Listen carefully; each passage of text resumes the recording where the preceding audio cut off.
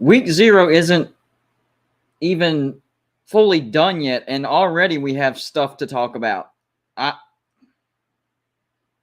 honestly, I'm surprised that there wasn't a lot of compelling matchups or anything eye-popping. I mean, the juicy stuff doesn't come till Thursday, and then definitely on Saturday. Wasn't, to be honest with you, I'm not going to use the word bored as far as watching games because, of course, we're all super excited that college football. I mean, if you're a college football fan, that is super excited that college football is back. But I mean, today was more like just an appetizer. We're watching games because we love college football. But man, there were some games today, guys.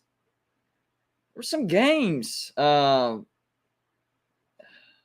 you're a Nebraska fan, though,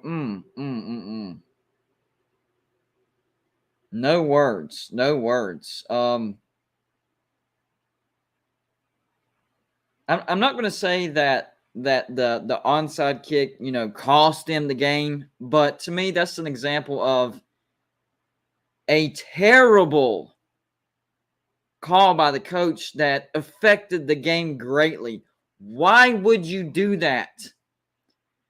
I literally looked it up, guys. I literally looked it up. The percentage in college football, and this was a study done between 2014 and 2020. I'll have to look at the overall, but I was kind of in a hurry, and that's the first one I saw. But between 2014 and 2020, the percentage of onside kicks that were recovered by the team that kicked them, 23.8%.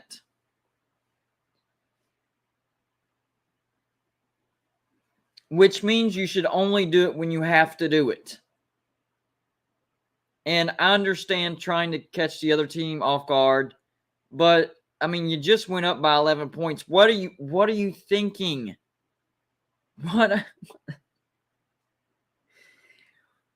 When I saw them attempt that, I was like, and it was, that split second whenever the ball's bouncing and you don't know who's going to recover or not. Whenever I just saw it happening, I was like, what's going on here? Is this an onside kick? What is he doing? Man, he literally might have coached his way out of a job today. Scott Frost may have coached his way out of a job. My gosh. And another thing, before I move on from this, what was the defense practicing in the offseason? Because they weren't practicing tackling, that's for sure. You saw a lot of arm tackling and grabbing with the hands. Like, they were not using they weren't wrapping up. They weren't using their shoulders. They weren't leaning in. It was all arm tackles. Like,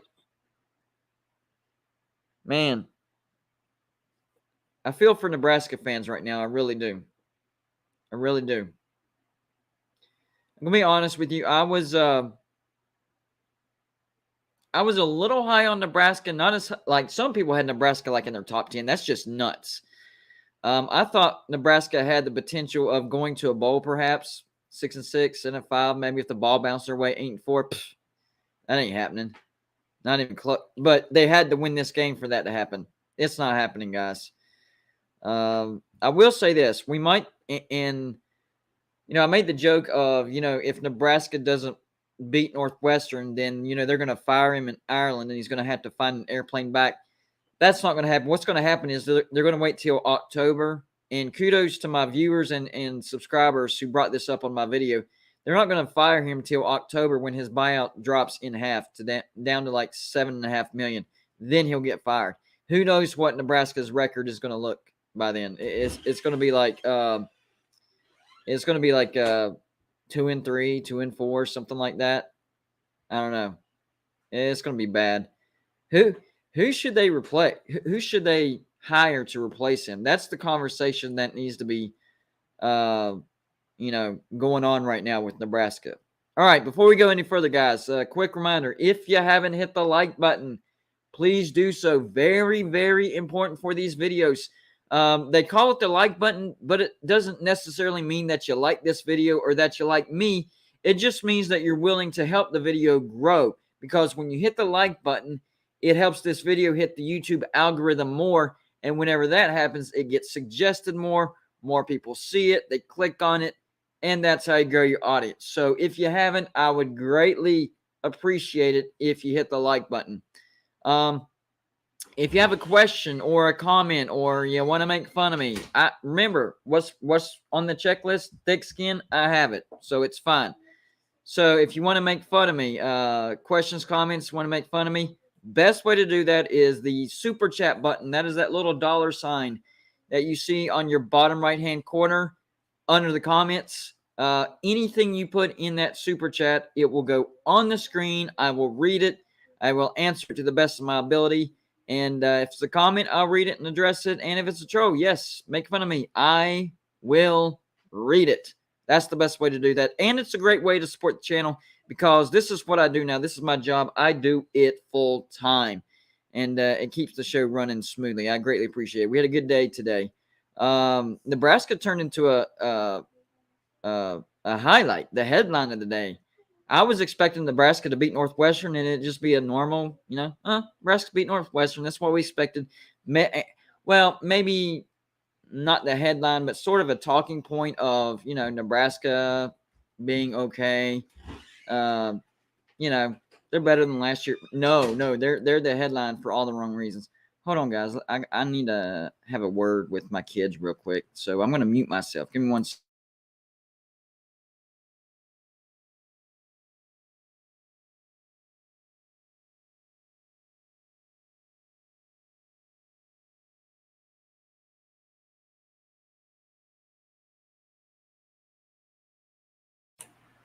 All right, I'm back. One of the kids, I don't know, bad mood or something. Anyways, yeah, super chat, best way to get my attention and get your. You know what? I forgot to add my PO box as well because, let's see, we were finally able to get our PO box. So I encourage everybody to a hat, a shirt, whatever, anything to represent your team. That's our PO box. I check it probably twice a week. And whenever you send it to the PO box and I get it and I open it up, I will open it up on camera. I'll read who it's from and boom, it goes on my back wall. We already have several things. I know you can't hardly see it. There's a newspaper over my back right shoulder. Let me go this. No, that's not right. See there? Somebody sent me that. That woodwork there, that side. That flag right there. Somebody sent me that. There's a couple of other things. Somebody sent me a what was it? 1980 national championship. It was Jim. Sent me a 1980 national championship Georgia Coca-Cola glass bottle. Unfortunately, one of my cats knocked it over and broke it, but it wasn't shattered. So I just had to find some Gorilla Glue to put it back together. All the pieces are there. They fit perfectly. There was no shattering of the glass, so I'm going to put it together, and we'll get it back on display. So anything you send to me to the P.O. Box, it's going to go up behind me. I'm a West Virginia fan, and I represent West Virginia, and I'm going to have West Virginia stuff in my background, but I want stuff that represents all fan bases.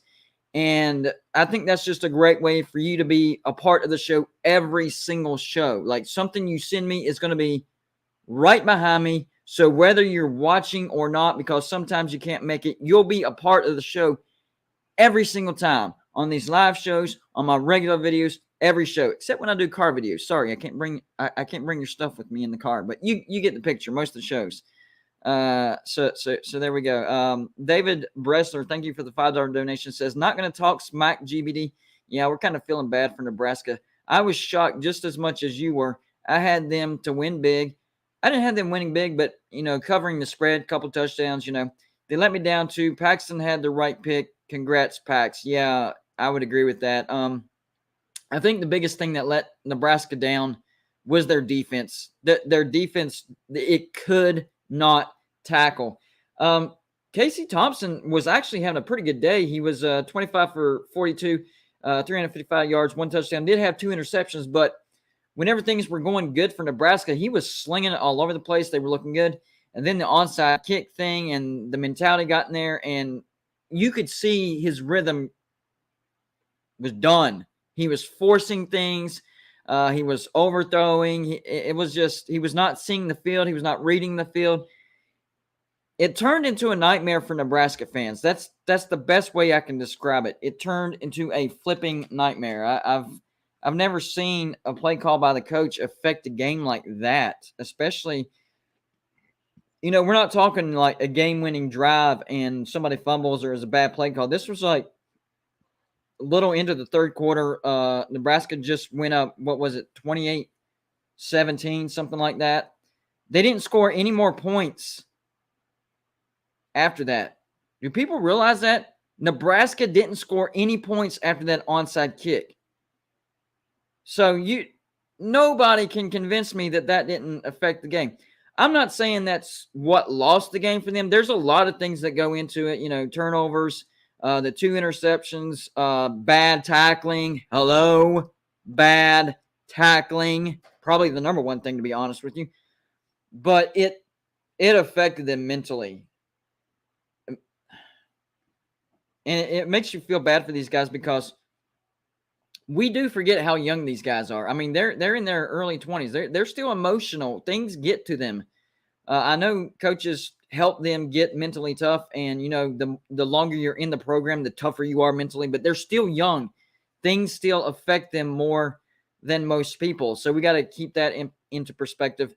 And honestly, if I were the players, I would have been like, why did he call that? Like, we just scored a touchdown. We went up by 11. Now they have great field position because, like I mentioned earlier, the numbers, 23.8% chance of recovering an onside kick. It was stupid. You basically gave Northwestern, great field position. And what was one of the biggest issues for Nebraska last year? It was field position. They were 4th worst, which was actually one of West Virginia's worst flaws for last year. They were the 4th worst team whenever it came to field position. Their average starting field position was their own 26. On this game, even worse. Their average starting field position was their own 14. And then you turn around and give them field position. Even if Northwestern didn't score, which they immediately scored, even if they didn't score, once again, you flip the field on yourself. You literally flip the field on yourself. You're giving yourself no chance to win this game when you make stupid decisions like that. Gotta be smarter than that, Scott Frost, man. What happened to the Scott Frost of the 2013 UCF Knights? Undefeated. They're literally in the record books of being one of the national champions. No offense to my UCF fans, but you have an argument. I get it. You're in the official NCAA record books as a national champion, but I mean, that's a whole nother conversation. But anyways, you go from that to the last 4 or 5 years, and then today, it seemed like today was just the culmination of what's been going on. It's like today was a snapshot of what's went on at Nebraska under Scott Frost. Not getting blown out, being competitive, but just making enough mistakes to barely lose football games. I think his overall record is like 15-22, something like that. 15-21, maybe 50. It might be 15-30 actually. I think it's 15-30. And it has to be 15-30 because of this next stat. 1 possession games, 5-21. Good gosh. That's called losing 50-50 football games. Wow. And you would think, well, it's not just my opinion. Even Scott Frost said it himself. Nebraska, the pedigree that we have, the money that we have, Nebraska will take advantage of these new rules. Well, maybe, but you still have to produce on the field, and you're just not doing it. You're just not doing it. And it's going to be a long season now. I had this as a win for Nebraska. I think most people had this as a win for Nebraska. But if you look at their schedule after this, their next game, they do get an FCS North Dakota. I expect that to be a win. That's 1-1. Georgia Southern, I expect that to be a win. I know Nebraska looked bad, but those two are going to be wins. That's 2-1. Oklahoma, that's going to be a loss. That's 2-2. Indiana at home. If it was on the road, I would say definite loss, but I'll gift Nebraska a win there. That's 3-2 at Rutgers. That's a loss. Rutgers is going to be much better this year. I'm telling you, watch out for Rutgers. They're going to be a bowl team this year. So you're looking at 3-3 at Purdue. That's a loss. 3-4 Illinois at home. They dismantled Wyoming today, and I know Wyoming had transfer portal issues, but they looked impressive. That's a loss. So that's 3-5. Minnesota at home, 3-6. At Michigan, 3-7. Wisconsin, 3-8. At Iowa, 3-9. What? That sounds familiar. 3-9. What? Where have I heard that? Oh yeah. That's what Nebraska did last year. It's not good. It's not good. This was a must-win for Nebraska. It was an even bigger must-win for Scott Frost, and they literally dropped the ball. What happened to the Big Red Machine? I don't know. Now it makes the firing of Bo Pelini seem laughable. Like Bo Pelini Bo Pelini had Nebraska in Big Ten championship games, but he wasn't meeting Nebraska standards. He wasn't getting Nebraska to the playoffs and into national championship contention. Guys. And Bo Pelini had attitude issues for real. We all know that. I mean, he was voted most likely to get in a fist fight with his own players. But he knew how to win at Nebraska. Nebraska was at least competitive. I mean, I would say good, not elite, not great, but good. Now Nebraska's just like, I feel sorry for Nebraska. So, I think it's official. Nebraska, your season is over, and it's a shame. The Big Red Machine days are done. The black shirts are done. The Big N is done. The N on their helmets. They were known for that. The Sea of Red. I mean, they'll still pack out. They'll still pack out Memorial Stadium. Probably sell it out for the FCS and most of the games. But the Sea of Red, as far as being intimidating and, unwinnable, no, that's done. It's time to move on from Scott Frost. So the question is, who do they hire? Any suggestions? Guys? Any suggestions? I don't know. At first I thought Tom Herman, for a couple reasons. Number one, I thought that was a terrible fire. Excuse me, I just ate, so I will burp from time to time. I think that was a terrible hire by Texas to fire Tom Herman. He actually had them. He actually had Texas going in the right direction. They had the 10-win season, then a slight step back. 8-5 Texas fans. Oh man, we're heading in the wrong direction. And then the COVID year, 7-3. That was that 7-3 in the COVID. That's pretty good actually. So they fire Tom Herman, and in comes Steve Sarkisian and goes 5-7. Okay. So Tom Herman didn't culturally fit into Texas. Fine, whatever. But then you bring in Steve Sarkisian. That's taking a step backwards. There was nothing in his resume, nothing proven. Oh, he was under Nick Saban and, was an assistant coach for Alabama, and maybe Texas knew they were going to SEC. Maybe he'll help ease us into the SEC. No, that's not a good reason. You look at what he's actually done, and what he's actually done, nothing. So for that reason, and I think it would kind of throw some shade and some salt on the Texas if Nebraska were to hire Tom Herman and he had success. Man, Texas, and I guarantee you, Steve Sarkisian is not going to have any type of good success over there at Texas. He might get them to a bowl here and there, but he's not winning any Big 12 championships. And whenever they go to the SEC, sure as heck ain't winning an SEC championship. They're not going to get to the playoffs. They're not going to get to the national championship, and they're definitely not going to win a national championship. So best case scenario for them, get to a bowl. So if Nebraska were to hire Tom Herman and he had them competing for Big Ten championships, yes, salt in the wound for Texas. That's reason number 2. Reason number 3, maybe the biggest reason. Tom Herman is a heck of a recruiter. Dude can out-recruit pretty much anybody. I think he would have Nebraska in the top 15 consistently and top 10 a lot of the times. Every once in a while, maybe top 5. I don't know. But he's a recruiting machine. So there's 3 solid reasons why Nebraska should hire Tom Herman.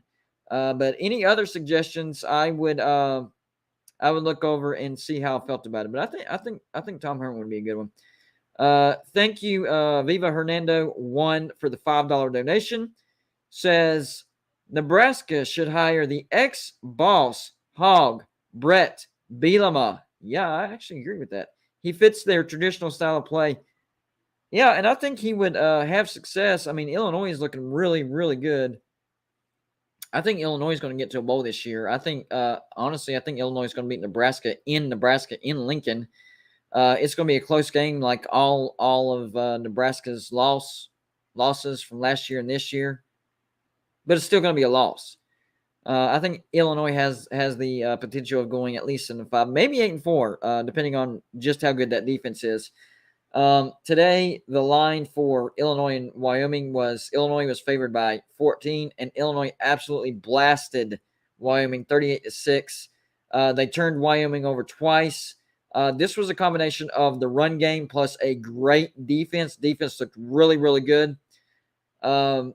DeVito, the quarterback, didn't really impress me, but I guess he didn't make any mistakes was the biggest thing that I took out of it. He was, let's see, let me look at my stats real quick. 27 for 37, that's not bad. 194 yards and 2 touchdowns, no interceptions. But this was more of a ground and pound type of situation. The running back, Brown, 19 carries, 151 yards, and 2 touchdowns. That's a heck of a running back right there. So, Bielema to Nebraska, I would say yes. Nebraska has been missing a good run game for a while. I know their running back had over 100 yards, but he got it in chunks. Overall, Nebraska did not have a good running game. Northwestern, by far had a better running game than Nebraska. And the problem when you go up against Northwestern, the problem is if you don't run the ball and make those linebackers come up, they play a zone. So they sit back there and they look at the quarterback and they watch his progressions, they watch the routes, and they swarm the ball. Okay?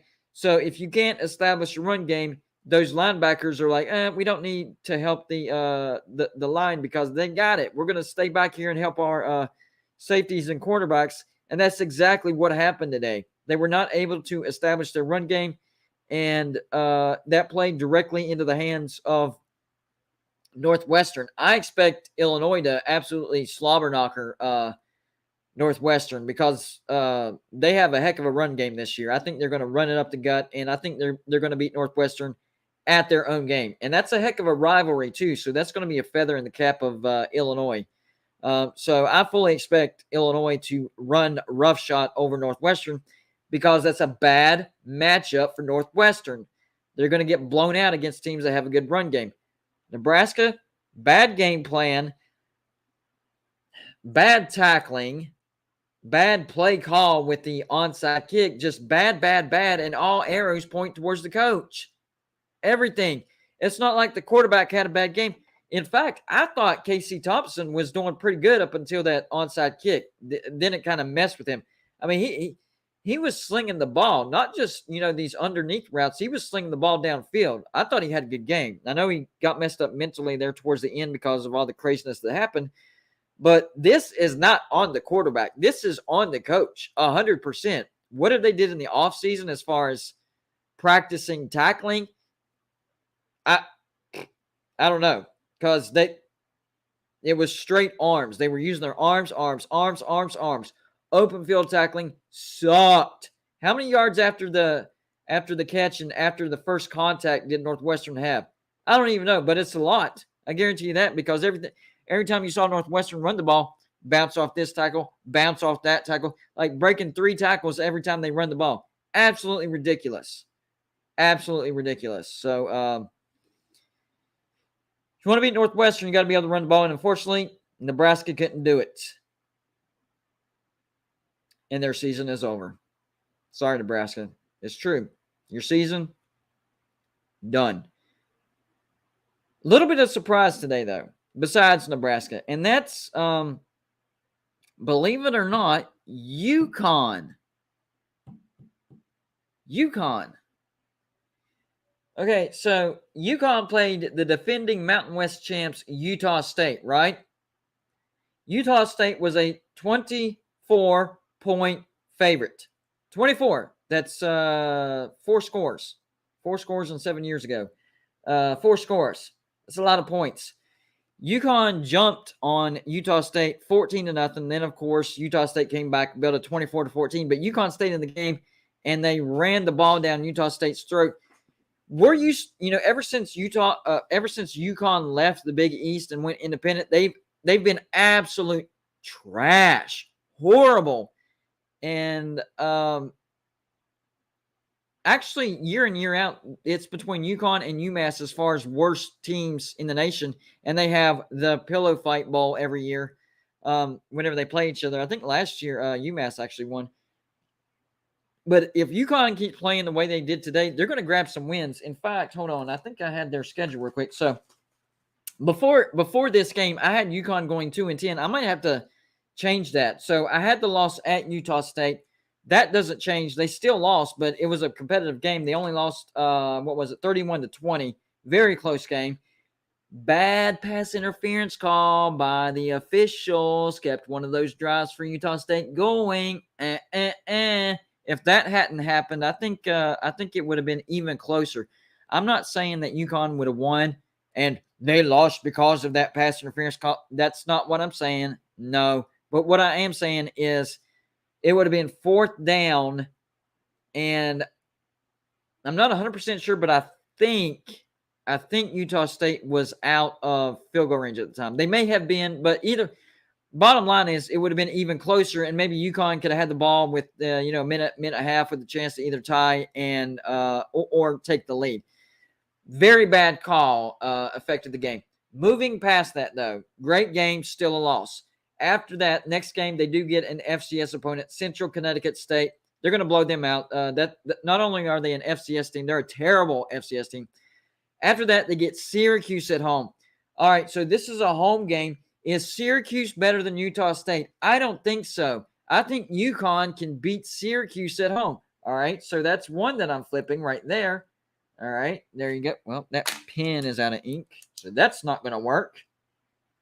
All right, so I've flipped one loss for them. At number 8, Michigan. No, I'm not flipping that. They're going to get blasted, sandblasted. After that, at number 13, NC State. Dadgum, that's a tough schedule to start. I'm not changing that. Home game against Fresno State. Not changing that. At FIU. Is FIU better than Nebraska? Not Nebraska. My mind went back to Nebraska. Utah State. No, I would say FIU is far worse than Utah State. I'm switching that over. So that's 2 losses I've switched over. At Ball State, I'm switching that over. Boston College at home. No, that's still going to be a loss. UMass, I have that as a win. I'm going to keep that as a win. Liberty at home. If that was on the road, I would say, no, I'm keeping it. But you know what? Utah, let's see, they almost beat Utah State. And, yeah, I know they lost by 11. But still, they were in the game. Bad pass interference. On the road. This is at home. They're going to have something to play for because they're fighting for a ball. I'm flipping it. All right.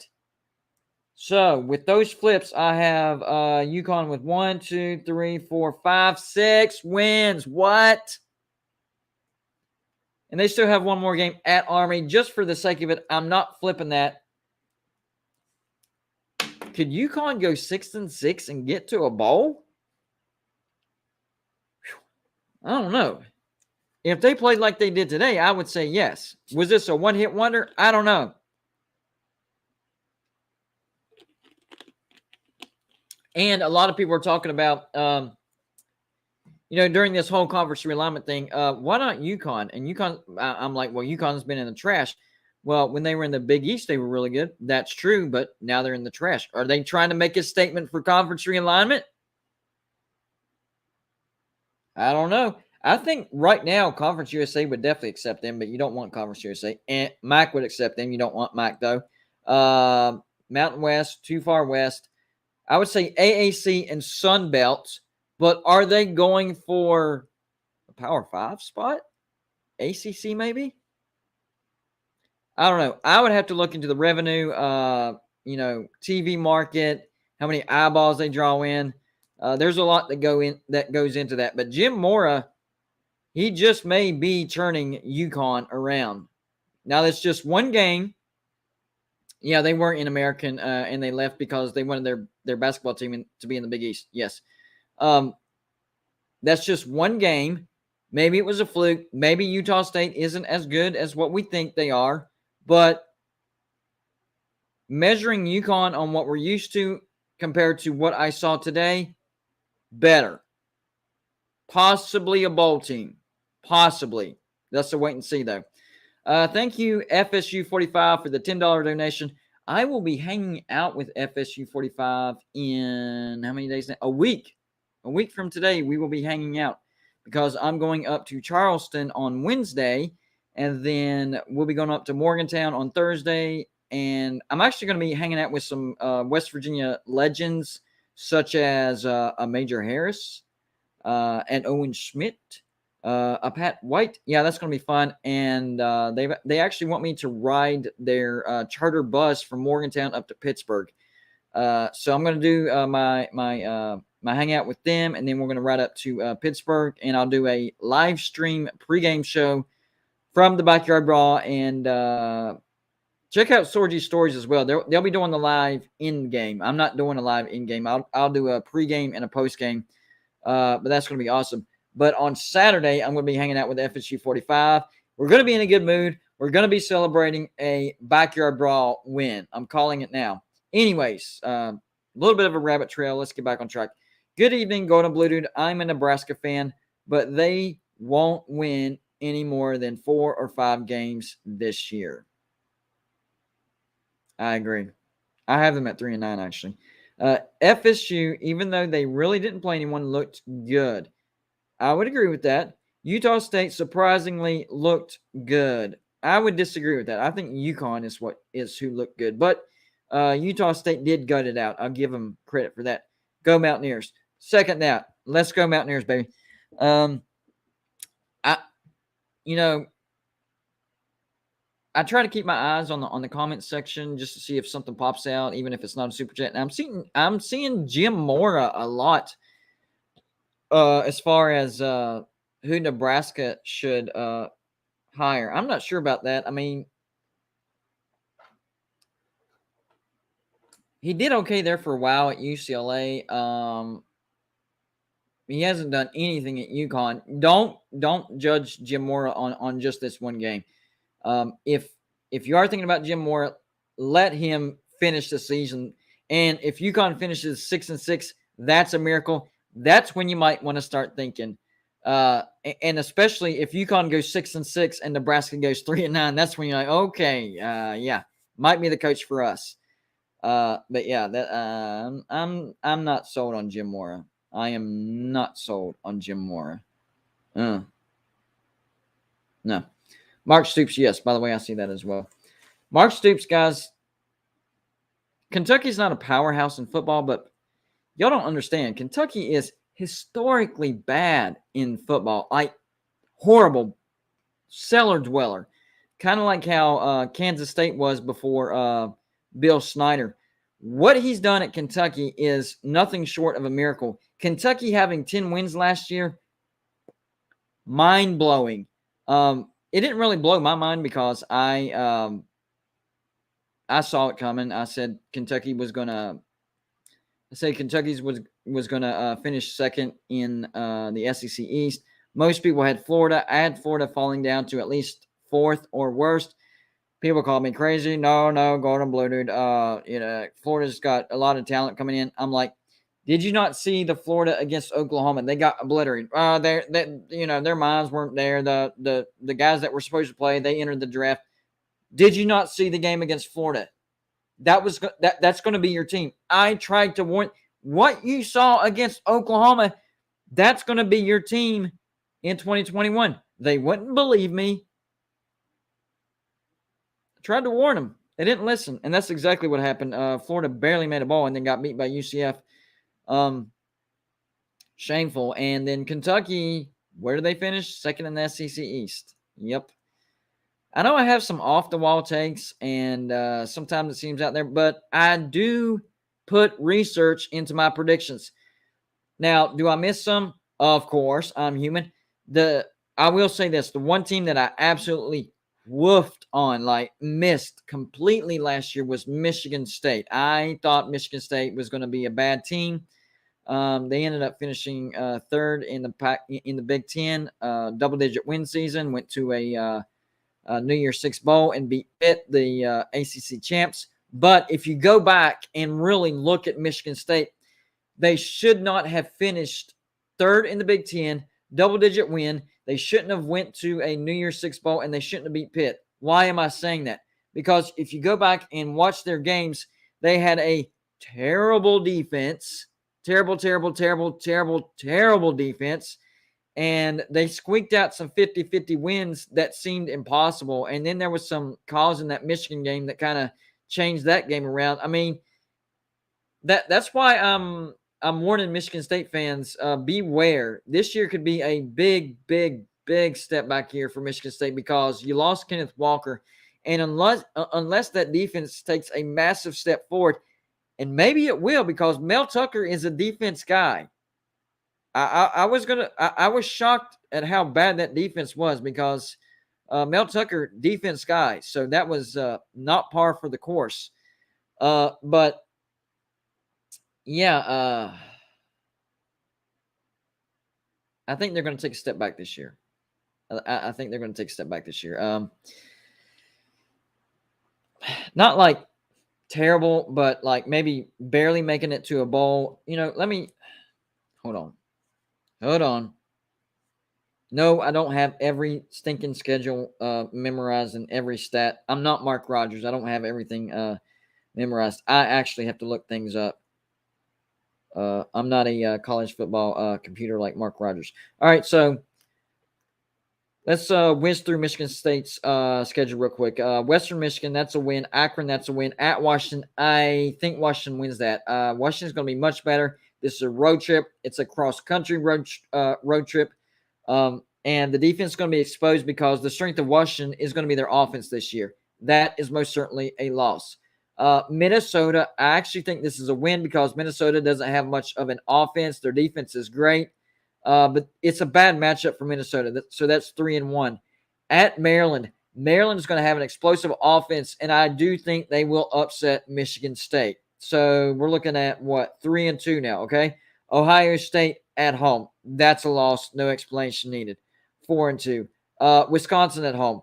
Could be an upset. What did I say? 4-3, right? 1, 2, 3, 4. Yeah, no, 3-3. Excuse me, 3-3. Wisconsin at home. We'll say they upset them. 4-3 at Michigan. That's a loss. 5-3 at Illinois. That's a loss. Don't be shocked. It is. 5-4. Rutgers at home. Win. 6-4. Indiana at home. Win. 7-4 at Penn State. Loss. 7-5. So not as bad as what I was thinking, but 7-5. That's a significant step back from last year. So that's what I'm expecting. The defense is going to be terrible. Wisconsin, and here's the other thing. So when you're looking through a schedule and trying to figure out wins and losses, you're not just trying to figure out how much better or worse the team you're looking at is. You have to look at the teams on their schedule. Are they going to be better? Are they going to be worse? And by how much? So I'm looking at Washington. They're going to be much better. It's on the road. Bad matchup. That's a loss. At Maryland, much better. Bowl team, decent bowl on the road. That's a loss. Ohio State, national championship contender. I know it's at home. Michigan State's going to be worse. Ohio State's going to be better. It might be a close loss, still a loss. Wisconsin's just one of those things where it could be flukish. You expect those from time to time. So I'm gifting Michigan State a win there. Then on the road to Michigan, bad matchup once again. Bad defense. It's on the road. Michigan's defense is going to be much better. That has to be a loss. And then the last game at Penn State, same situation. The only game that you have to go deeper into as far as not self-explanatory is the road game to Illinois. I was really impressed with Illinois' run game today against Wyoming. And one of Michigan State's biggest weakness is run defense. So that's a perfect scenario for an upset. Although it might not be an upset by this time because I think Michigan State's going to have 3 or 4 losses by then, and Illinois is going to be proving stuff by then. So it might not be an upset by the time the game rolls around. I think Illinois wins that game because it's just a bad matchup, and that's how I look into games. That's one of the reasons why I won a contest last year on a Facebook group. I think there were like 50 contestants, and it was it's kind of like when I run a score prediction contest, except it's against the spread. So everybody picks. There's like, if I had to guess, 10 to 12 games per week they listed, and you had to pick against the spread. And I finished first. And it's because I look into stuff like that. I look into matchups. The 1 week that they had Stanford at USC, that game helped me a lot because everybody was picking Stanford. Everybody. And I'm like, this is a bad matchup for USC. I know it's at home. I saw issues in this, and this. So I picked Stanford. I was the only one, and that helped me a lot. And I even did videos on it on my channel here. I called for the upset, and most people called me crazy, said, blah, blah, blah, blah, blah. I'm not going to go into that. I look into things. So I'm very confident that Illinois is going to be much better, and Michigan State is going to take a step back. Did I miss them last year? Yes. But it's almost like it was like a smoke screen, to be honest with you. Michigan State was one big smoke screen. And the game that I can point to that kind of cleared the smoke and showed you the true Michigan State just for a moment was the Purdue game. If you go back and watch that Purdue game, they went on the road and Purdue absolutely owned them because Purdue had a great passing and a good run game as well. They were exposed. But for whatever reason, all the other games, there was enough smoke for them to put up to where it made them look good, and they somehow came out with a win, even though their defense was terrible. They got every bounce of the ball you can think of in the game. So I don't think that's going to happen this year. I think Michigan State gets exposed big time. So let me ask you guys, who's the team that you think gets exposed this year? Maybe they were really, really good last year, and a lot of people are expecting them to be as good or better this year, and you're just not buying it. You think they get exposed and they take a significant step back this year. Michigan State, definitely one. Pitt, not just because they're Pitt, but because they lose Kenny Pickett and Jordan Addison. Their strength last year was their offense, and it was Kenny Pickett and the Jordan Addison show. And they also lost Mark Whipple. Oh, but Notre Dame lost today. Mark Whipple was their offensive coordinator. It wasn't because of the offense. Go back and watch the game. The defense is terrible. So they're going to have a lot of new faces. I know Keaton Slovis was named the starting quarterback. So high caliber transfer, but I've heard that he's had a lot of issues as far as adjusting to the offense. The defenses match up between Pitt and West Virginia fairly well, but West Virginia is going to have the overwhelming majority as far as advantage on offense. So I'm seeing Oklahoma State. I agree with that. Oklahoma State, Knowles going over to Ohio State. They lost a lot of key defenders on the defense. I agree. They're not going to make the Big 12 championship. They will make a bowl, but I think Oklahoma State 7-5, 8-4. Agree. I'm seeing Georgia. I agree to an extent, but I still think Georgia is going to have a 10-win season, but I don't think they're getting to the playoffs, and I don't think they're going to get the national championship or win the national championship. They may get to the SEC championship just because, other teams will lose more games. But, yeah, they're going to take a step back. I see. I saw Cincinnati on there. 100% agree. But the only thing I would say about that is I don't think a lot of people are expecting a lot out of Cincinnati. To be honest with you, in fact, most people are saying that they expect Houston to be the best group of five, or UCF to be the best group of five. So I don't think the expectations are that high at Cincinnati. John Waffle HGP, thank you for the $4.99 donation. I've been in here 30 seconds and you're already talking SH star about Pitt. I talk SH star about Pitt 24/7. Where have you been? And it's gonna, times 1,000 after the backyard brawl, because I expect West Virginia not only to win but win by double digits. And I couldn't say that 9 months ago. Like last December after the regular season, of course, as a West Virginia fan, I have got to stay loyal to West Virginia and have hope. But as far as confidence, it was what happened in the offseason that has the has given me the confidence that I have as far as West Virginia beating Pitt, because of course we all knew that Kenny Pickett was going to go to the NFL, and I was like, that's going to help us a little bit. Then we went out and got an actual good offensive coordinator, Graham Harrell. Okay, that's going to help. That attracted JT Daniels. Was not expecting that.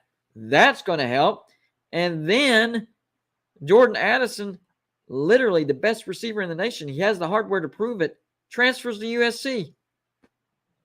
That's going to help too. So it was just a bunch of things, that came together that has me confident. So, but that's why they play the game. The game still has to be played.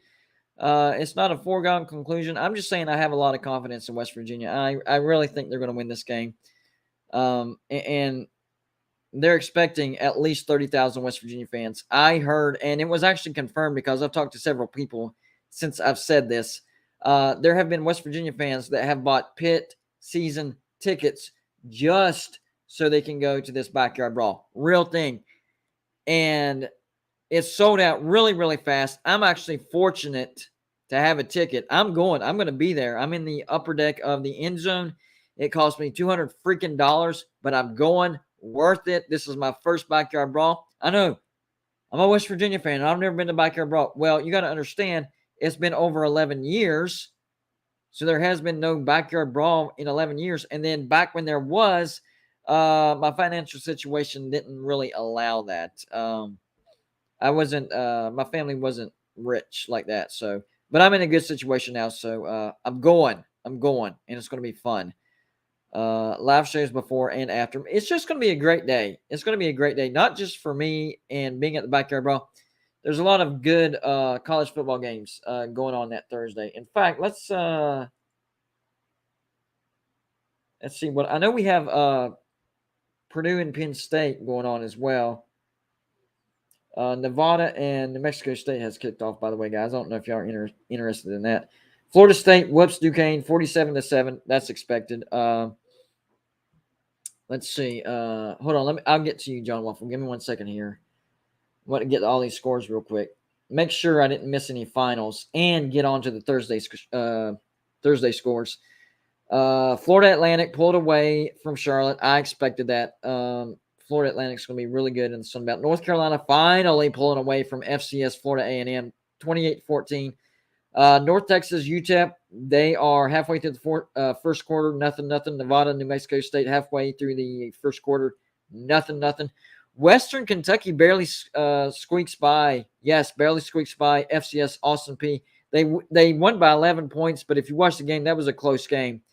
And by the way, our starting quarterback, Jarrett Daggy, transferred to Western Kentucky, could not win the job there, and then transferred to Troy, and Western Kentucky barely beats Austin Peay. That tells you how bad our quarterback was last year, and we still went 6-6. Minor miracle that West Virginia went 6-6 last year. We already know Northwestern upset Nebraska. Nebraska season over. UNLV stomps Idaho State. That quarterback looked really, really good for UNLV. Over 400 yards passing. UConn almost did the unthinkable and upset Utah State, but in the end, they lost 31-20. Illinois all over Wyoming. Bigger squash match than what I thought, 38-6. And just gone final not too long ago, Florida State whoops Duquesne as they should. This was a perfect spread, by the way. I think, hold on, let me look at it just to make sure. I don't want to get this wrong. So here we go. This is how good Vegas is. So Florida State was favored by 42. They won by 40. I'm sure most people took the over, and they barely didn't get the over. Genius. And then the over-under was 57. Whenever that line came out, I'm like, wait a minute. So you expect Florida State to win by 42, but no more than 57 points to be scored? Apparently they're genius because only 54 points were scored. Genius. So round of applause for Vegas on that one. I will say this, though. Hold on a side note. I just saw this, or I would have said something earlier. Dadgummit. Why does it update right in the middle of clicking? Hold on. I'm getting to you, John Waffle. I see. Just wanted to get to this attendance real quick. Where'd it go? Oh, there we go. All right, so Florida State has fallen on hard times. I know that Duquesne is an FCS team. I fully get that. But Doak Campbell holds 79,560. Only 51,207 showed up. 64%. I understand that Duquesne is not the hot ticket, that they're an FCS, but that's shameful. That was unheard of in the 90s. I don't care who Florida State was playing in the 90s. That was sold out and more. 80,000 strong at Doak Campbell game after game after game. That is a snapshot of how far Florida State has fallen. Just saying. All right. On to John Waffle, H2P's Super Chat. Thank you for the $4.99 donation. Serious question. I thought we were being serious this whole time. Serious question. What do you think of Hawaii and their expectations? Well, I don't know what their full expectations are, but I do know what they said to the press was Vanderbilt don't know what they're getting into after the line was released. Vanderbilt, a 9.5 point favorite. 9.5 point favorite. Okay. Vanderbilt doesn't know what they're getting into. You're trash talking Vanderbilt. Trying to figure this out, guys. I understand you're mad that Vegas put you as an underdog, but talking trash to Vanderbilt, it's like low-hanging fruit. There's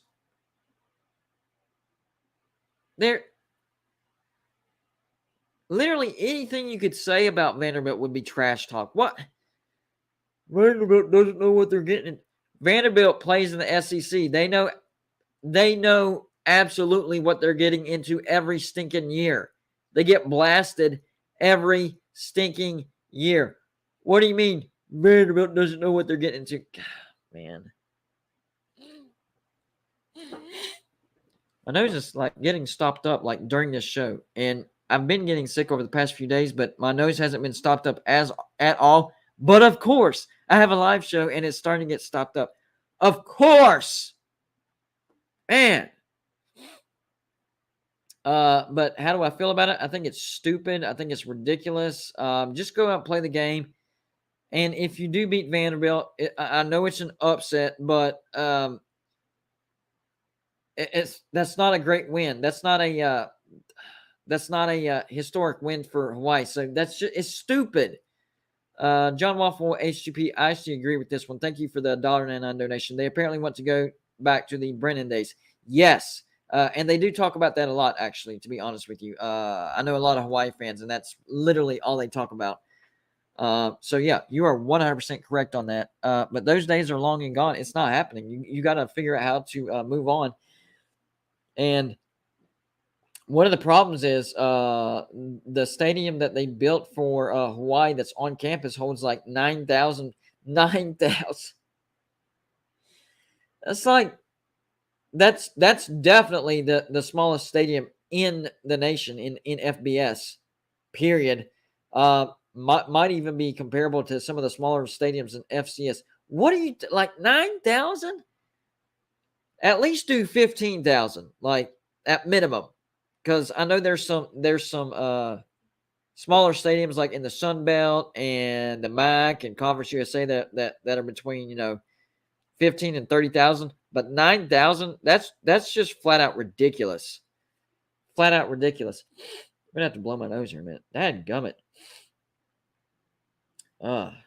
And actually this morning I've been taking Tylenol all day too because I've had a fever off and on. We're passing some type of bug. No, it's not COVID. We've been tested 3 times already in the past 2 weeks. It's not COVID. That's for sure. Freaking that too. It's not COVID, but whatever this bug is, it's annoying and fever on and off. But I made sure to take Tylenol about 30 minutes before, so I'll make it through the show without a fever. But the stuffy nose, it's really on my nerves right now, guys. Yeah, I'll be taking some night medicine after this. All right, let's move on to Thursday.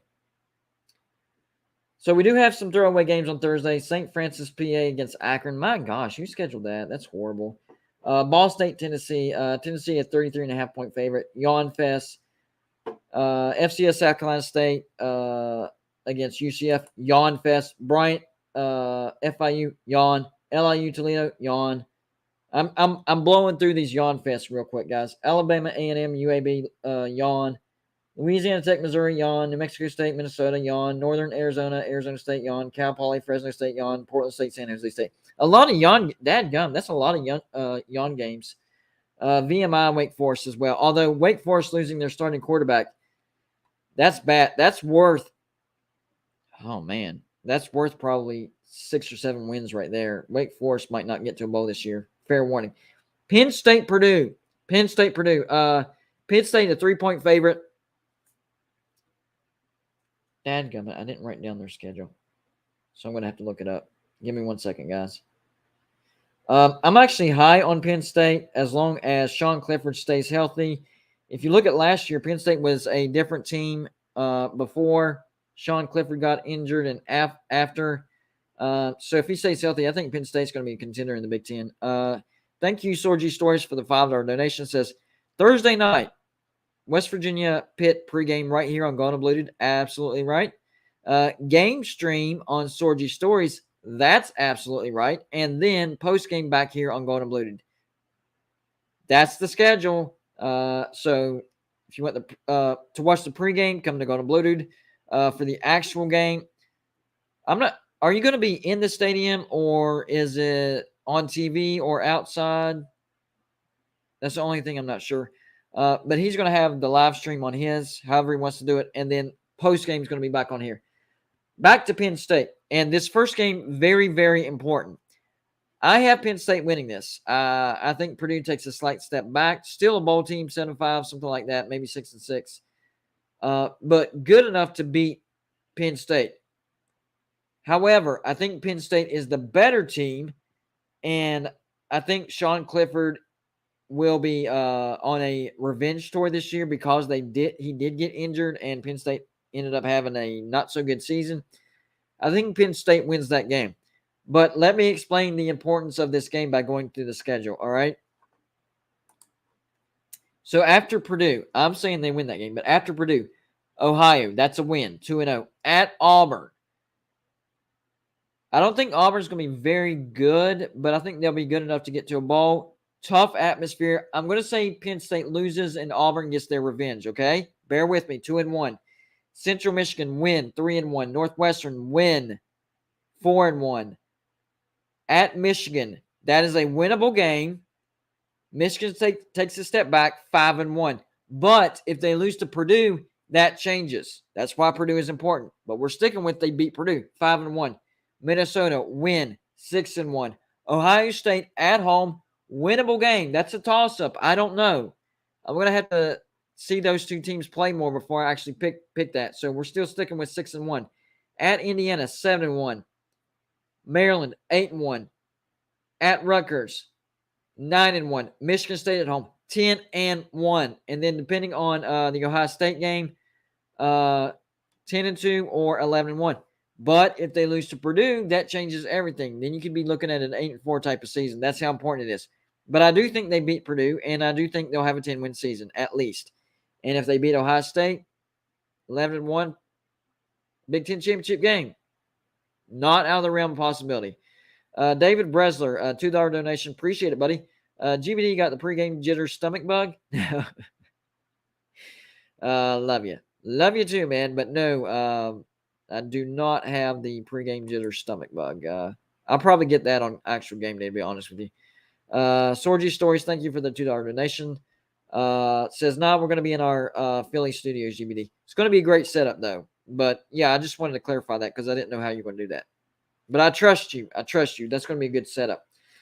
So, yes, I have Penn State beating Purdue and having a 10-win season. I am high on Penn State this year. Big game for them. Big game. Tough. If you think about it, though, that's a tough 3 games start. I know the middle game, not so much, but at Purdue and at Auburn, 2 of your first 3 games on the road, tough opponents. You have to win one of those. I don't expect Penn State to win both of those, but you have to win one of those. If you want to be a good football team, you have to win one of those, plain and simple. And I think Purdue is much more manageable as far as, winning one of those road games. Then we have Central Michigan at Oklahoma State. Oklahoma State, 21-point favorite. It could be a little bit closer than that because Oklahoma State, for whatever reason, their offense has gone out the window. Might be a little bit better, but their defense is what's going to take a significant step back, and that's what's been their bread and butter. Could be close going into the third, fourth quarter, but I do expect Oklahoma State to beat Central Michigan by 2 touchdowns. Then finally, the game of the night, well, for me at least, West Virginia at number 17, Pitt. Pitt is a 7-point favorite. So people like to go strictly by the numbers, right? So I've seen a lot of Pitt fans say, hey, they ranked us number 17 going to Blue. See, that means we're good. Okay, but you're only a 7-point favorite over a non-ranked West Virginia. Which is it? Here's the bottom line. West Virginia is going to have a lot more talent on their offense than what they did last year. Just the addition of JT Daniels bumps the bar up. Caden Prather is going to take a significant – he's going to be a better player this year than what he was last year simply because of JT Daniels. That's the thing that people don't realize. It's not just that we're going to have a better quarterback. It's our receivers are going to be better because of the better quarterback. Our run game is going to be better. All 5 of our offensive linemen or starting offensive linemen going to be back. The only issue that we're looking at right now is right tackle, but Graham Harrell is pretty good at disguising any type of weaknesses. That would be the only weakness on our offense is right tackle. And fortunately for us, that is not JT's blind spot, so that's even better. If that was left tackle or left guard, I would be a little bit more concerned. But it's on the right side, not his blind side. So I'm pretty good with that. Our passing game is going to be much better. Last year was a straight liability. It wasn't even average. It was a liability. If we could just make the jump from being a liability to average, that's going to bring us more wins. But we're going to go beyond average, and we're going to be good. I'm not going to say elite, like top 10. No. Good, which is like 3 steps above a liability. So that's going to help us tremendously. Our defense is going to be just as good, if not better than what it was last year. Oh, go to Blue, you lost Hakeem Mesdor. Yes, we did, but in 2020 to the 2021 season, we lost Tyke Smith. Remember who he was? Number 1 safety in the nation. Still had a pretty good defense last year.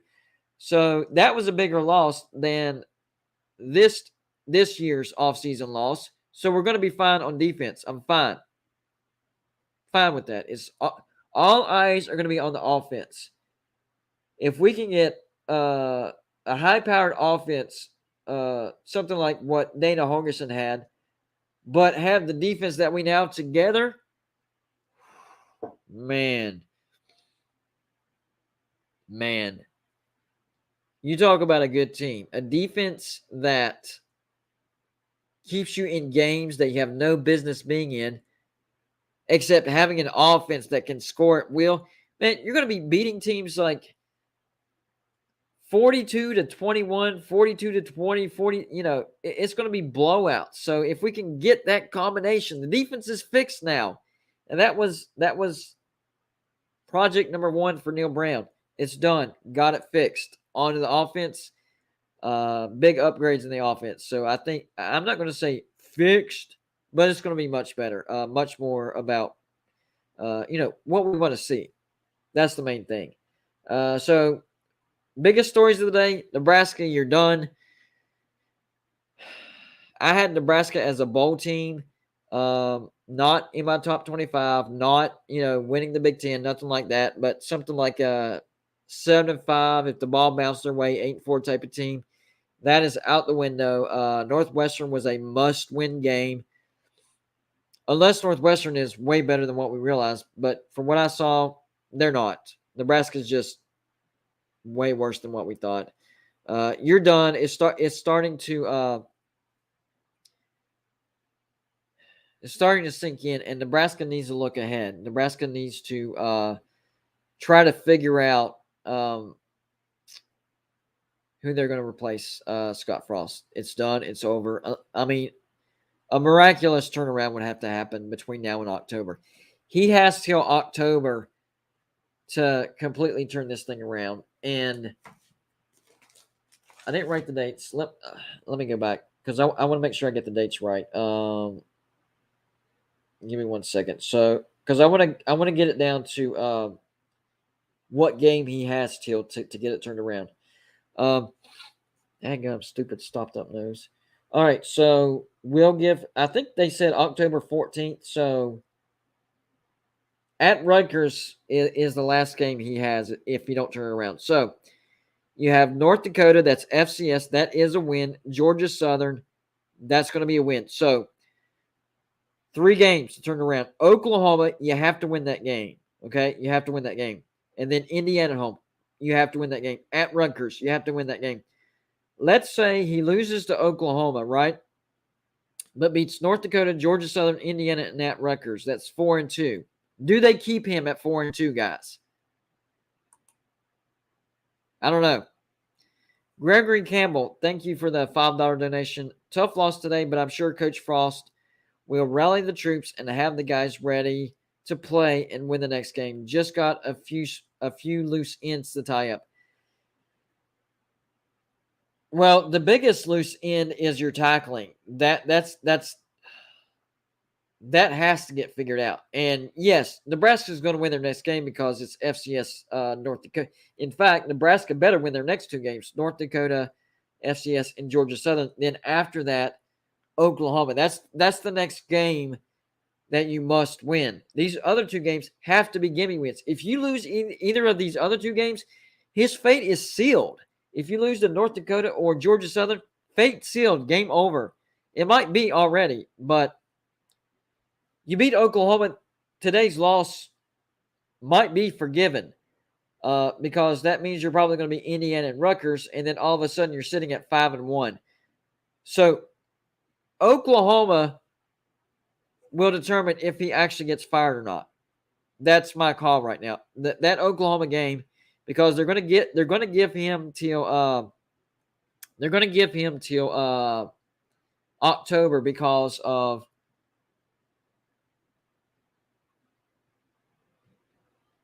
how the buyout lowers tremendously, like in half. Right now it's $14 million. It's going to lower down to $7.5 million.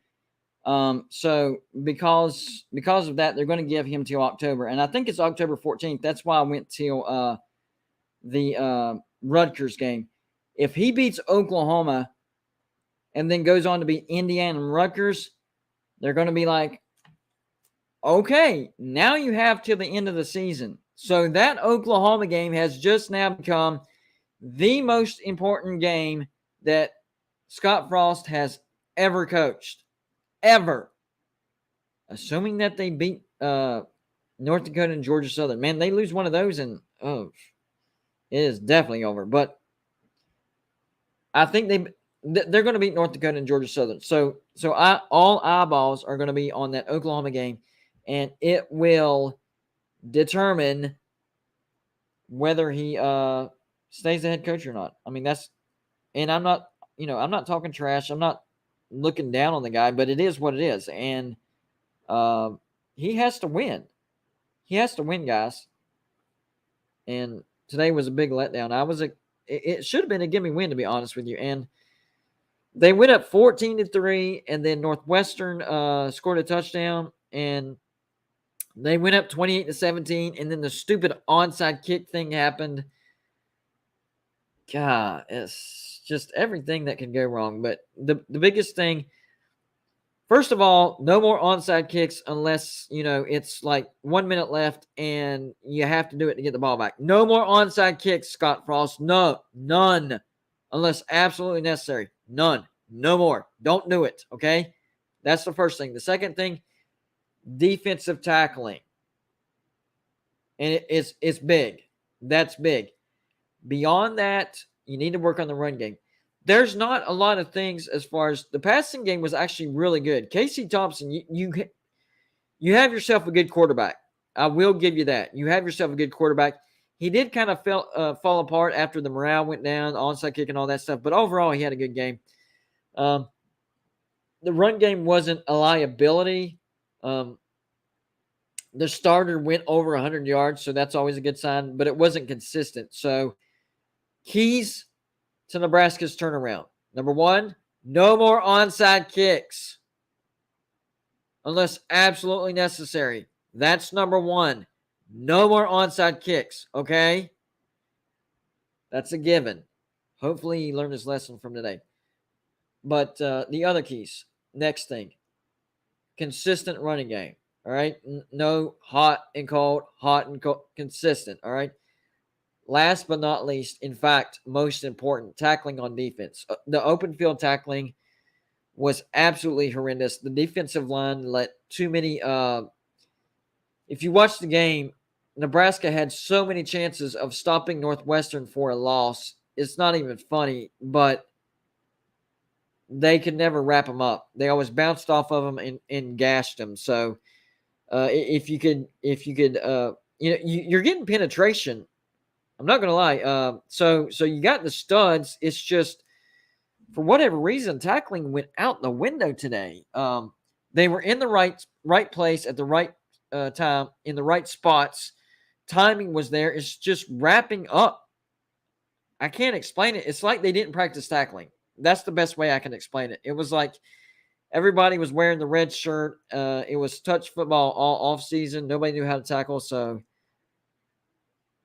I don't know. They have to get that fixed. If they can get the tackling fixed on the defense, Nebraska becomes significantly better. That was the biggest glaring issue that I saw with Nebraska. Passing game was fine. Casey Thompson, good quarterback. Running game, okay. Needs to be more consistent. Defense, very physical. Got pressure. Should have had many, many, many tackles for a loss. Secondary was good. Right place. They were in their right spots when they were supposed to be. It just came down to tackling. It just came down to tackling, guys. That's if you can do that. If you can do that, then you have a chance. But if you can't, then there's no hope. Yeah, that's all I can say. So, two big surprises to recap. Two big surprises. Let me do a quick check on the Vanderbilt Hawaii game real quick, by the way, guys. Let's see. Hold on. Un momento. Let's see. Probably should have had it pulled up. College football YouTube channel should have had it pulled up. It's a game. Let's see. Hawaii is up 7-0. Vanderbilt has the ball, but they're in their own territory, 2nd and 7. And you're telling me Vanderbilt was favored 9.5? Oof, not looking good so far. Anybody that took Hawaii on the money line, so far so good. Yeah, and it looks like the win percentage is at 82% for Hawaii. Let's see, let's run through these stats real quick. The over under was 54.5, so fair amount of points expected. Total yards so far, Hawaii 80. So they started at their own 20, punched it in. 3 first downs off that drive. 12 total yards for Vanderbilt so far, and they're looking at a 1st and 10, 9 yards for a first down just now. So they did get a first down just now, but maybe Hawaii was onto something. Maybe Vanderbilt doesn't know who what they're getting into. But it's just you're talking trash to Vanderbilt. Like they're a walking trash can. Like everybody could talk trash to them because it was they're Vanderbilt. The only time Vanderbilt was relevant was whenever James Franklin was over there. Let's see.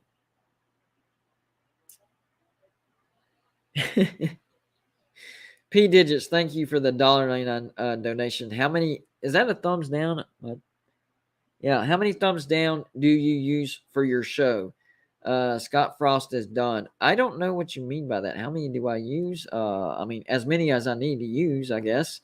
I don't really keep track, but for Scott Frost, like he deserves like a ton of them. Light bulbs. I see it now. It's not a thumbs down. That's a light bulb. I got it. How many light bulbs do I use for my show? Well, you see the studio lights; those are the bright ones. But I also have, if I look up, I have my ceiling fans light. So a total of one. Sometimes I have my bathroom light on too, because if y'all don't know, I actually use my and my kids. You know what? Hold on. So I'm gonna give y'all a quick roundabout of the place. So, kids are actually hanging out in here tonight. They wanted to sleep in our bedroom. So, best way I can explain my studio is it's an extension of my bedroom. I've explained it many times. I've done one tour, but it's been a while. So, we're on. This would be the south end of the house. I'm looking north. So this is the south end. That's my wall, right? So to the right is all the windows. There's a lot of them, by the way. So whenever I turn this around, you'll see my bedroom. That's how big my bedroom is. Like, it's pretty big. Kids are sleeping in here. Sometimes they like sleeping here. We have a lot of room, extra bed.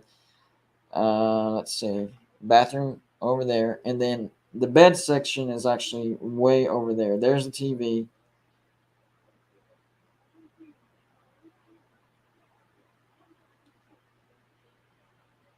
So there's the general picture of my studio. I try to explain it, but it's hard to explain. So I had to show people. But it's crazy that now my camera won't adjust.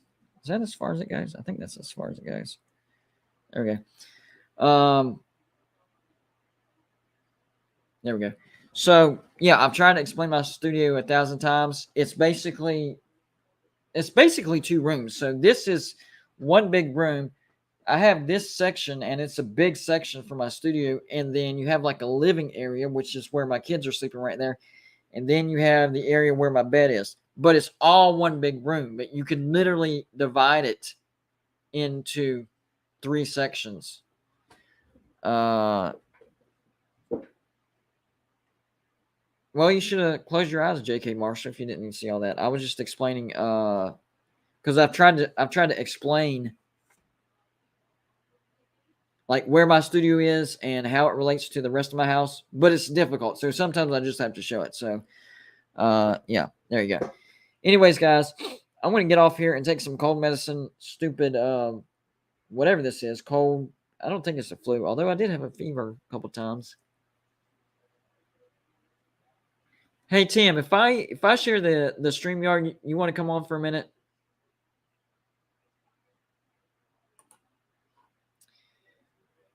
Let's see. P Digits, thank you for the $4.99 donation. Says, big effing like.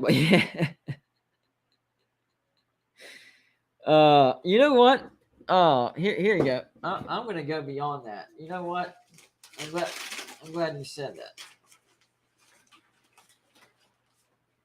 Give me 1 sec, guys. I want to show y'all something. Hold on.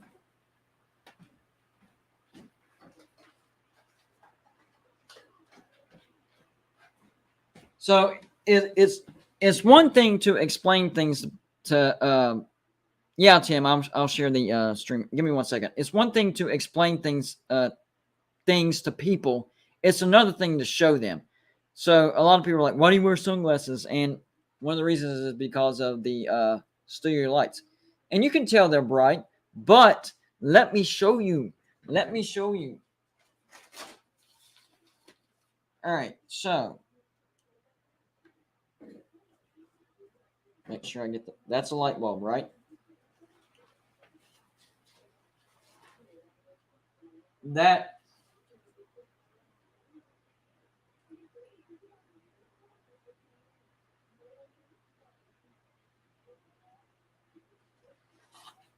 yeah.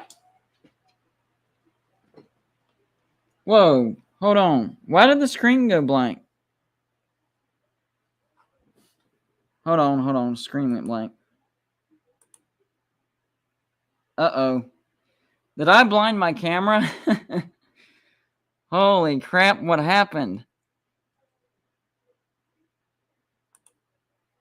Guys, I don't know what happened to my camera. That's crazy.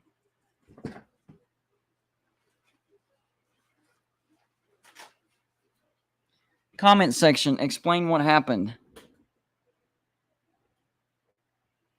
Y'all explain what just now happened because my camera is not... What happened? What the crap? Let me... That's crazy. That is crazy. Why did you go out? That's not good, guys. That is not good. Yeah, hold on. I'm going to share the StreamYard and I'll jump out and jump back in. Why did that happen? That's weird. Let's see. Hold on, Tim. Oh, let me get these codes in. That's never happened, guys. That is weird. Weird. Let me turn the camera off since it's not working. That doesn't make any sense. That makes no sense, guys. Dadgummit. I'm working on it, Tim. Hold on. Stupid string keys. Let's see. Okay, I do got it right. That's DG. I think that's right. No, one more. I missed one. I knew I was going to miss one. All right, there we go.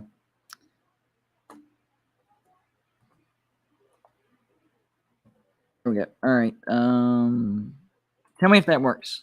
If that don't work, let me know. Tim. Because what I want to do is I want to bring you on. That way I can step out and come back in, and maybe that'll fix the camera. Because I don't know what happened. That's crazy. That doesn't make any sense. Dang, that sucks. I really hope. No, it's cool. If you can just come on for like 1 minute so I can jump off and jump back on. Or I can end it. Whatever you want to do. Yeah, just come on for like a second, really. I'm trying to make sure my camera isn't busted. Otherwise, I got to buy a freaking camera. An unexpected expense. Like, did the light get too bright? Like, is that a real thing? That doesn't make any sense. So, those of you that were watching, when did it go out? When did the camera go out?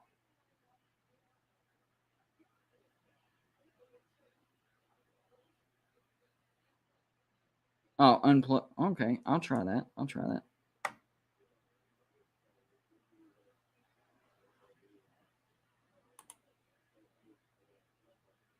Oh, that's the wrong camera. This is why I need you to come in, Tim, so I can get the setting back right. I don't like that camera at all. Is the link working there, Tim? I just need you to come on for a second so I can dip out and dip back in.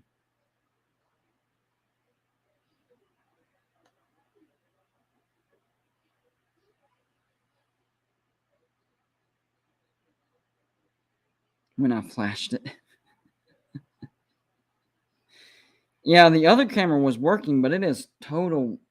Ugh, I hate it. I don't like it. Here, let me drop the link again. Well, y'all witnessed the first. I guess I blinded the camera. I didn't know that was possible, but apparently it is. I think I missed some keys. I think that's why you couldn't hit it. All right, I got you. I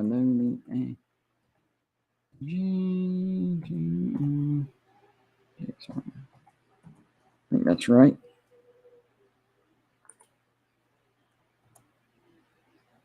All right, there you go. Anyway, so Hawaii still up 7-0. Yeah, Vanderbilt just there he is. All right, so what I'm gonna do is I'm gonna leave and then come back on. All right, buddy? Yeah, no worries. We got a few minutes. TF's not even there. It's just his fans spinning, so I don't think we're starting yet. All right, I'm just making sure can you blind the camera to where it goes out? Like I've never. Oh man, I don't know. Yeah. My ugly face could probably break a camera. I don't know about blinding a camera. I don't know, man. All right, be right back. Let me see here. Oh, I can't see the chat though. All right, hold on. Let me pull up. Hey, someone hop in. Hit that stream. I'll let you in. Make sure they show their face first. I don't recognize that new name. Just let you know. I got you. Especially if I know you, then get in here. David, get your rear end in here. Let's go. I need a Sooner on here. Go. You can talk some mad Rice shit right now.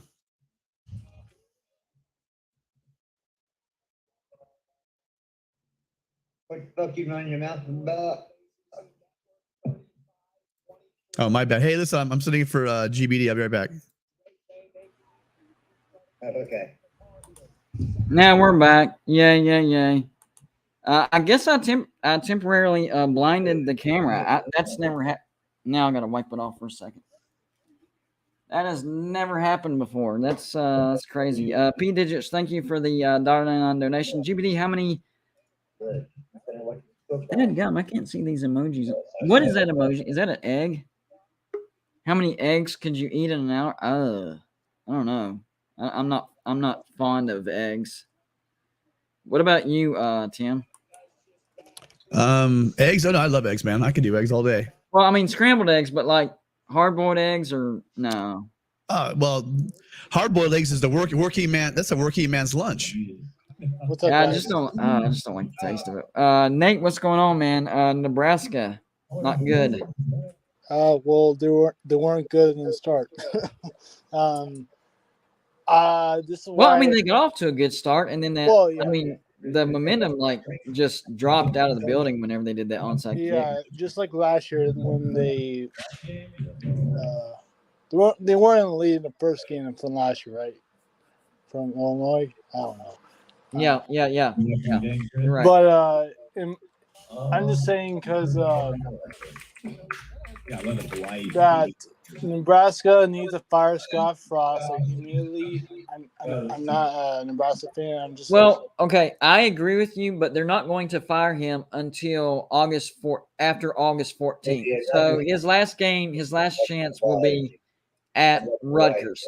So in order to save his job, he basically needs to win out because North Dakota FCS, Georgia Southern, those are going to be wins. Oklahoma has to win that game. And if they beat Oklahoma, then they'll beat Indiana and Rutgers. So basically, his coaching career hinges on Oklahoma. Yeah. Because I could tell you a damn thing about Hawaii. Yeah, I agree. Player. Never got a new coach, and that's it. And I think I hear Joey. what happened, Joey? What happened? Yeah, my bad. My bad. GBD, here's the thing, right? It won't let me mute a tab. It says mute the site. And so if I mute the site, I can't hear you guys. And that's Joey over in TF thing. So no, I gotta no, it's bounce cool. on I was Mr. just making Audio. sure I wasn't going crazy. No, that's fine. I was just making sure I wasn't going nuts. Yeah, no, that's just Joey in the TF's stream. But I'll let you go. You guys are good? Yeah, we're good. All right. I'll see you guys tomorrow. See you All tomorrow. right, man. Hey, thanks. I appreciate it. Oh, wow. All right, later. But, yeah. So after today, what is your what is your season prediction for Nebraska? Well, right now it's probably like 5-7. 5-7. Yeah, I would agree with that. And that's not being like trash talky or anything like that. Right. Based on what we've seen today, they are still going to win some games. There are some winnable games, but there's just too many teams that are either better than them or close to them where they're going to literally drop the ball. 5-7 sounds right. Is that better than last year? I guess 3-9, but it's not good enough to keep your job. Right. And I agree with that because I don't know. Is it just me or the Nebraska defense hasn't changed at all? Because It's gotten worse. Yeah, It's it gotten got worse. worse. And they acted like they didn't want to play.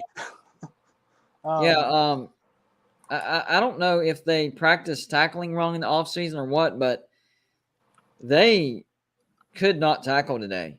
Yeah. What's going on, TND? Yeah, I'm doing good. How are y'all doing tonight? Doing good. How Pretty are you? good. When does Jacksonville State kick it off? Have they already kicked it off? Oh, we already won.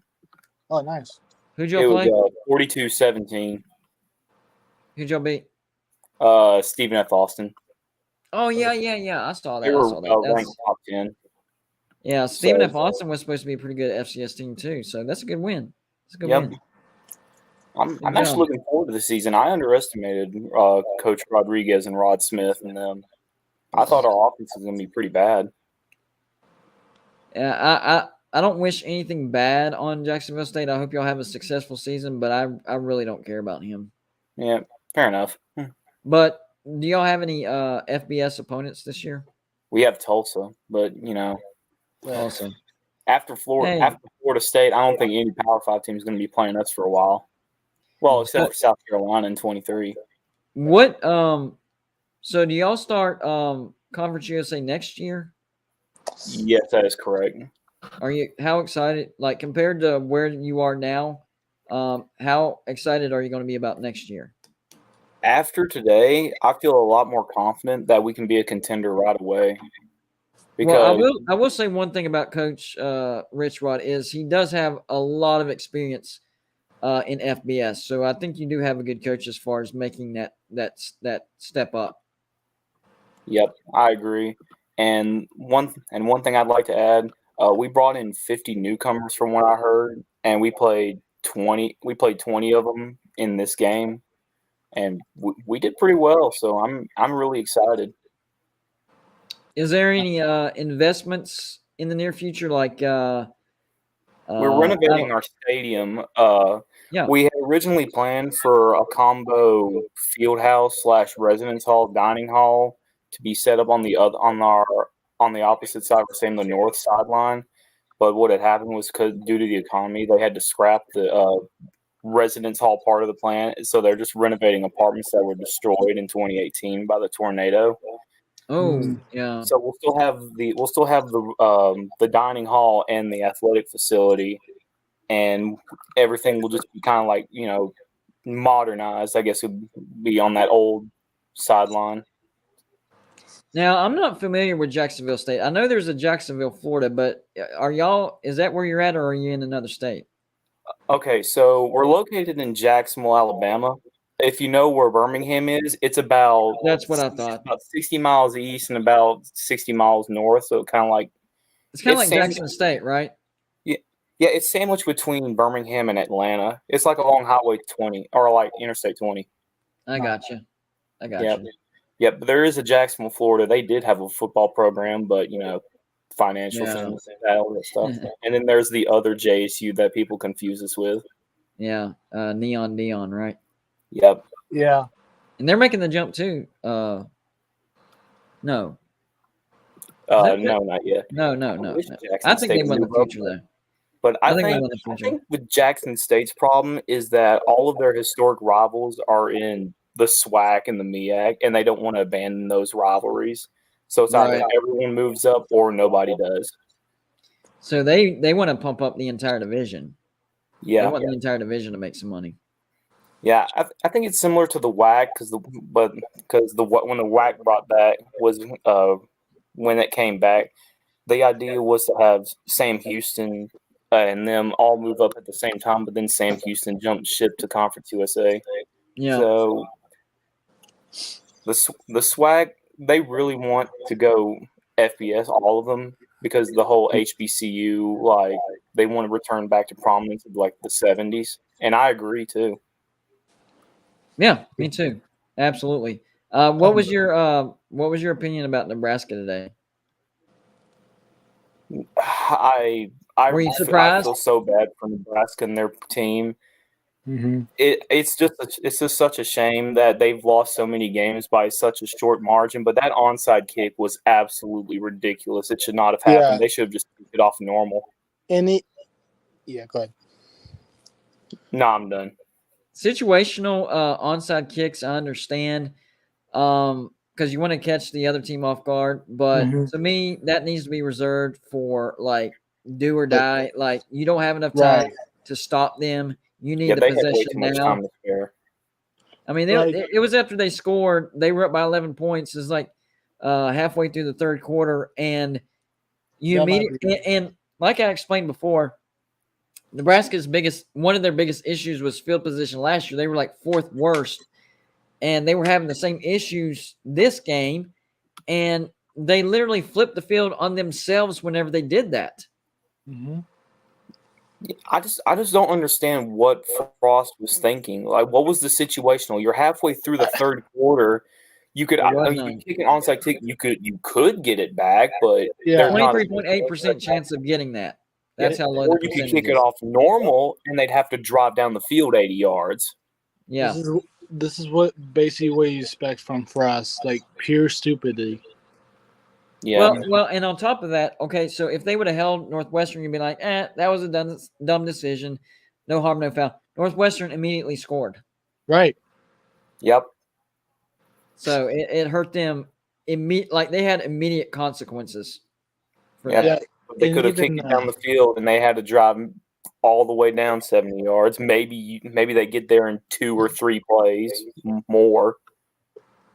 Yeah, exactly. But again, that would take time off the scoreboard. I mean, any way you slice it, you hurt yourself. Like, even if they were to score, okay, let's say if you kicked it off normal and they eventually did score, how was Northwestern, running their offense? Run. So, they would have run at least another, 2-3 minutes off the clock. So even that helps you somewhat, even if they do score. So you lengthen the game for them. You gave them excellent starting position. You immediately gave them the momentum after you just scored. Remember, Nebraska just scored, and they immediately gave the momentum back. Like, it hurt them in like 4 different ways. Yeah, I just don't know what Frost was thinking. That's all I really have to say about that one. I don't know what it's a stupid decision. Nobody would have made that decision. Nobody, not even Saban. I think that's what he was like. Nobody's expecting this. That's what I'm going to do it. Well, you're right. Nobody expected it because it was stupid. Yes, and everyone picked Nebraska to win. Well, look what having money now. Yeah. I picked him. I thought Nebraska was going to win by a couple touchdowns. I'm not even going to lie. And there was actually a couple of reasons. They had most of their starters from their defense coming back. And Casey Thompson, I knew he was a good quarterback, and he was a good quarterback in this game. Now, after the onside kick and the momentum swung, he made a lot of mistakes. But up until that point, he was slinging the ball. Like, he was a really good quarterback. I agree. He's a lot better than Martinez, not going to lie. Yes. A lot better. I agree. And I think the offense that they run is catered to him, too. I think he fits it better. Yeah. Mm-hmm. I don't know what Wait. I do see this one comment. Wet blanket. Good job. You don't have to onside kick to beat Northwestern. That's exactly right. It's not like he was playing like, oh, man, I can't believe we're in this game against Clemson or Alabama. Wow, we need to take advantage of this. You were playing Northwestern. Oh, you didn't need an onside kick to beat freaking Northwestern. Great comment. Comment of the day. Comment of the day right there. If they were playing like Ohio State, for example, I didn't even think about that. That like adds an extra layer. Like you didn't need an on. Like even if Nebraska would have went on to win, like you wouldn't have needed an onside kick. And then on the flip side, it directly hurt them. So yeah, he's got a lot of he was just overthinking it when he made that decision. He's got a lot of explaining to do. That's for sure. And I even heard what he said in a press conference after the game. Let's just say he was not happy. But I'll just say this: he said, the blame. I'll take the blame because I should have done that or something like that. Yeah. Well, duh. Yeah. I know. Yeah. Hindsight's 2020. Get rid of the onside kicks unless you absolutely need to at the end of a game. Run the ball more consistent and learn to tackle. That's the only way Nebraska has any chance.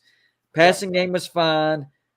Secondary was in the right places. Defensive line got a lot of pressure. A lot. I was impressed, but they couldn't tackle. I saw so many broken tackles by Nebraska. It was unbelievable. Yeah, it's like the D linemen were having like T-Rex arms they couldn't reach. Yeah. To tackles. I mean, you gotta freaking extend your arms to freaking tackle the guy. That's how freaking football works. Yep, I agree. Always wrap up. I need to take some cold medicine. I'm starting to feel a little rough again, so I'm going to head out of here. But I appreciate y'all joining the show. Depending on my schedule tomorrow, I might do another one, so feel free to jump on tomorrow as well. Anytime, really, anytime. Thanks, GD. No problem, buddy. Thanks for coming on. Yep. And shout out to Florida State for finally beating an FCS team. The what? I said shout out to Florida State for finally beating an FCS team. There you go. Took it to Duquesne, and I'm actually happy because Duquesne is located in the city of Pittsburgh. So anytime that happens, that's a good day. Hey, best Pittsburgh team. Yeah, exactly. There you go. Good job, guys. Appreciate everybody stop by for this quick live show. It wasn't scheduled, so I know who has their notifications on. So if you are a subscriber, go to Bluetooth. Make sure you have the notification on because I don't know when I'm going to go live.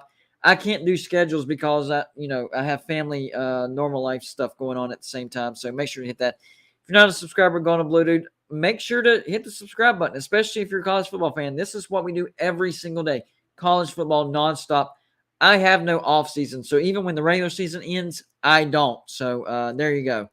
Appreciate everybody that hit the like button. Make sure to hit the like button on the way out. It still helps the video, even though the video is not live.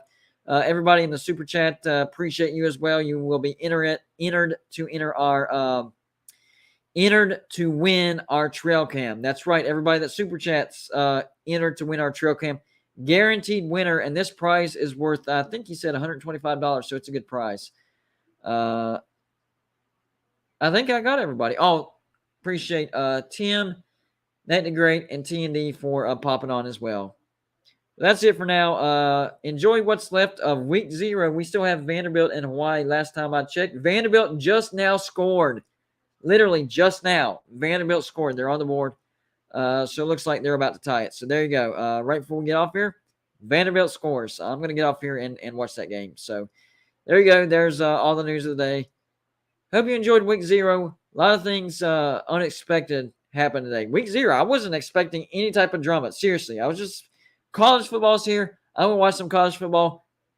Wasn't expecting drama. College football, we got drama. All right, guys. Y'all have a good weekend. More videos coming tomorrow.